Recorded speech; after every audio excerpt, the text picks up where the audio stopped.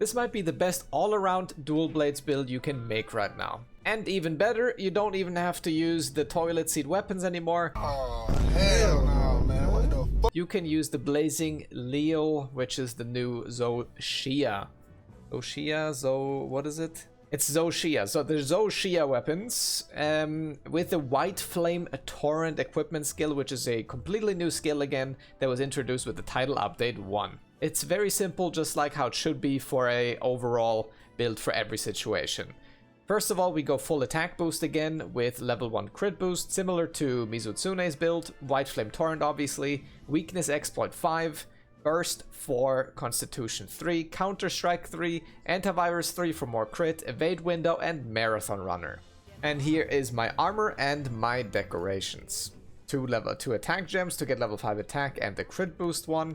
This is probably the only downside of these weapons, is that you don't have space for a razor sharp or more handicraft or something, so your sharpness might be a little bit of an inconvenience sometimes, but since it comes with a decent amount of sharpness from the get-go, it's not that bad.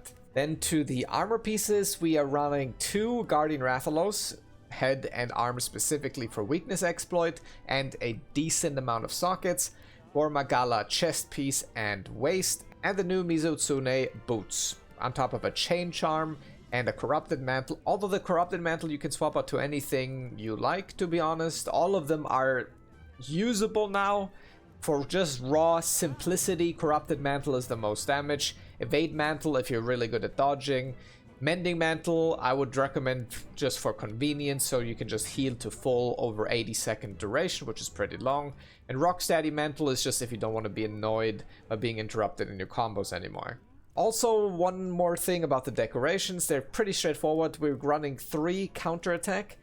Just like in any other build, basically, the level 2 gems are the most flexible. So if you don't really care about 25 free attack whenever you get hit, which is, by the way, for 45 seconds, so it's actually quite a strong tool. Probably the best level 2 damage gems you can get.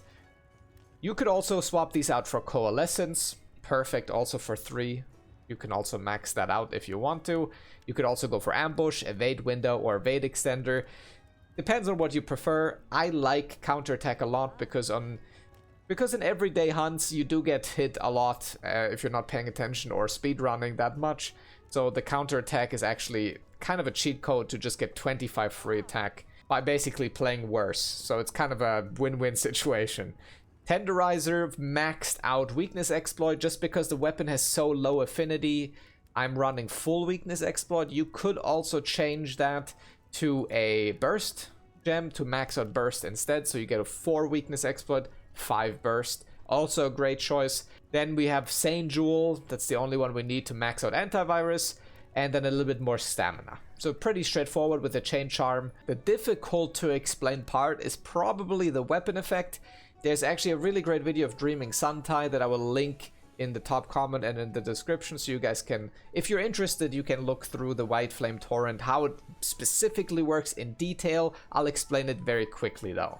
So essentially how it works is, every now and then your weapon will hit an additional time. As you saw right there was a little 69 damage that just procced, similarly to the Rathalos Scorcher, which we'll get into in a second. I've tried this a little bit. The only thing that can't really proc it is Blade Dance, but since we have a new Blade Dance combo that allows us to also use Demon Flurry during the Blade Dance combo, we can basically always get this proc without any problems. It does not work like Blast or Status or anything where you have to keep attacking continuously to stack up damage. It's just a hit and every now and then you get it. It's a little bit RNG, but it's actually, even though it is a little bit RNG and has a specific little damage windows, it is quite consistent. I would say much more consistent than Status, and much easier to follow than Status, I guess, because Status continuously ramps up, right? So this is quite straightforward. Every few seconds you get a chance of getting a proc, and if you don't get a proc, then maybe in the next one you probably might. Always, it's basically tied to the time in between you attacking. That being said, you can just continuously attack and it will just continue to do these timers on its own. So you don't really have to worry about it ever. So even understanding how it works is kind of pointless, because just by attacking the monster, just by doing your usual stuff, you will proc it and it's a nice damage boost. Now, the interesting part is probably why am I running Guardian Rathalos, since the set doesn't really stack directly. Like, I can't get the fire proc off of the Rathalos Flare set. The thing is, it actually just adds damage to your Whiteflame Torrent proc. Very straightforward. Again, you don't really have to think about it a whole lot.